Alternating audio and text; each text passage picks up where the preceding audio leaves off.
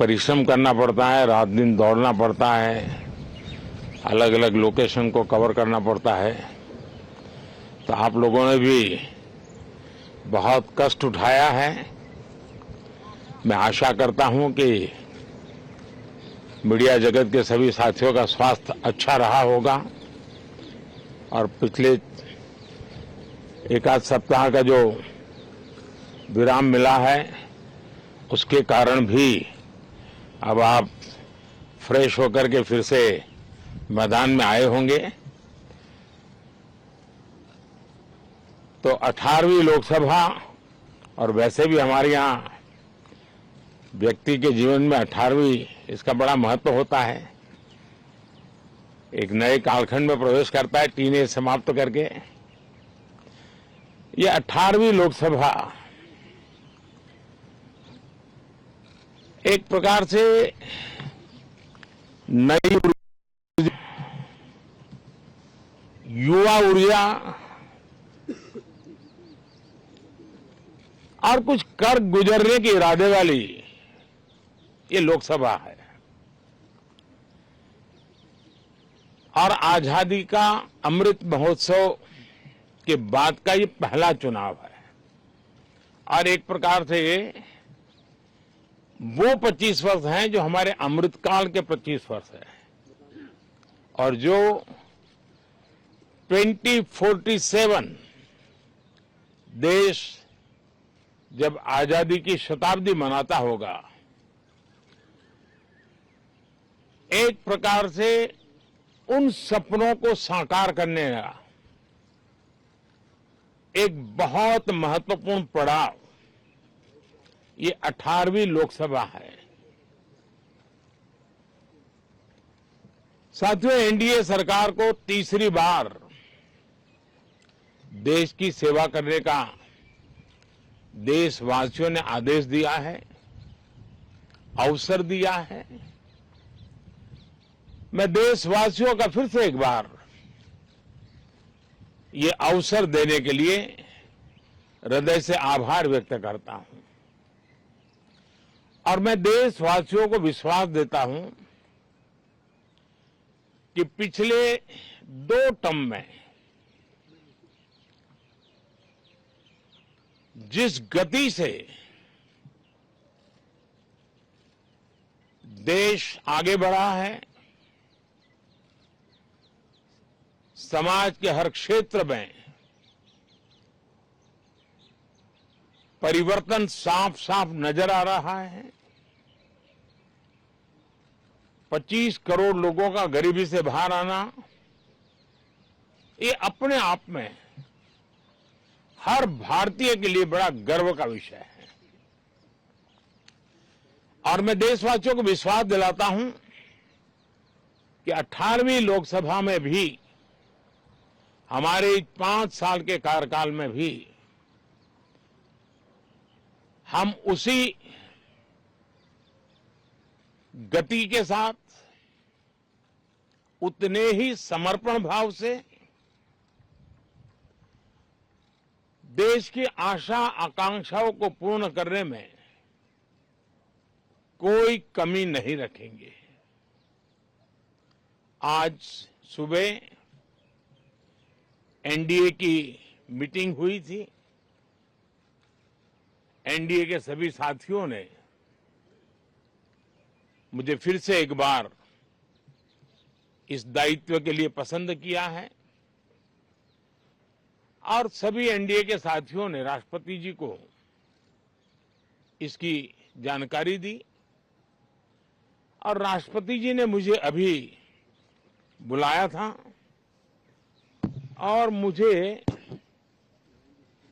प्रधानमंत्री डेजिग्नेटेड के रूप में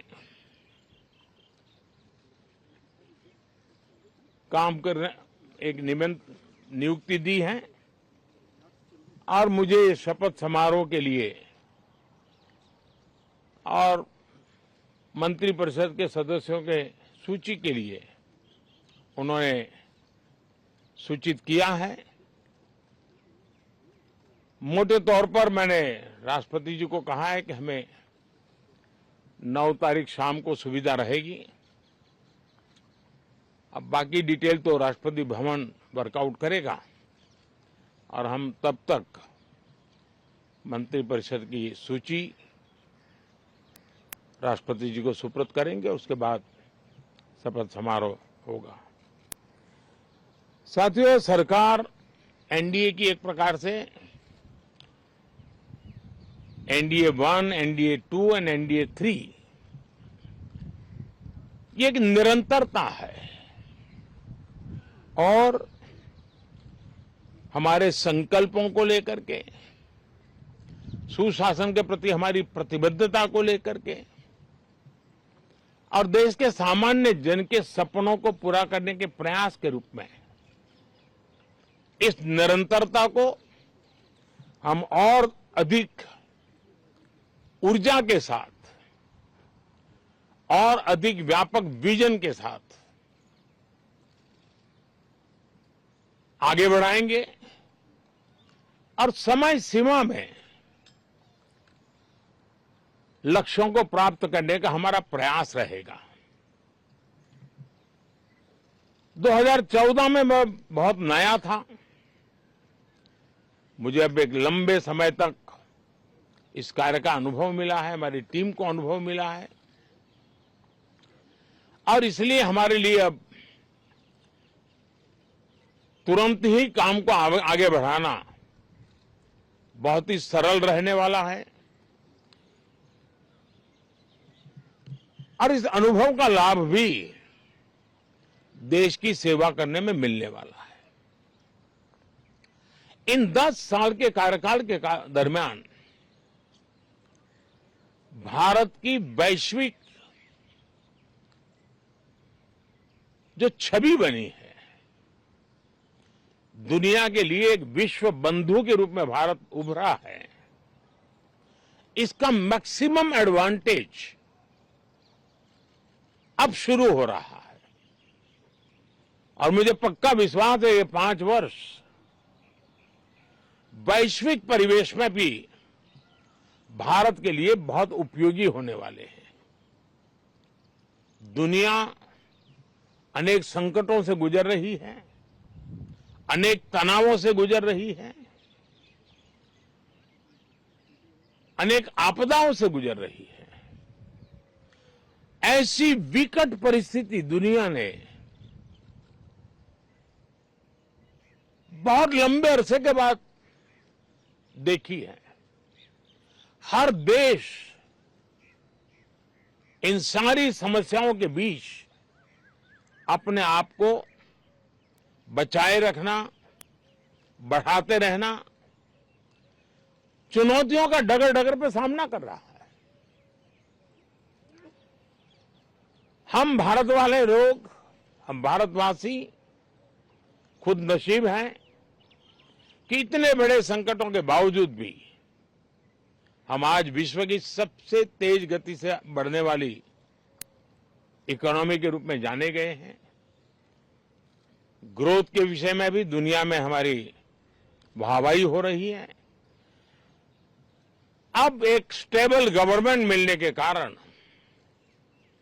और परिचित व्यवस्था और नेतृत्व मिलने के कारण दुनिया का भारत के प्रति रुझान, भारत के प्रति उनका आना बहुत तेज गति से होने वाला है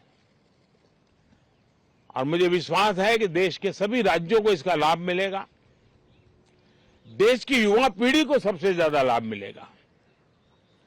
विकास के नए ऊंचाइयों को छूने में एक वैश्विक भागीदारी का वातावरण आने वाले 5 साल में बनने वाला है। तो इसी संकल्पों और आदर्शों के साथ हम आगे बढ़ेंगे। मैं राष्ट्रपति जी का हृदय से आभार व्यक्त करता हूं कि एक बहुत बड़े महत्वपूर्ण दायित्व के लिए उन्होंने मुझे निमंत्रित किया है। आप सबका भी दोस्तों बहुत बहुत धन्यवाद। Thank you.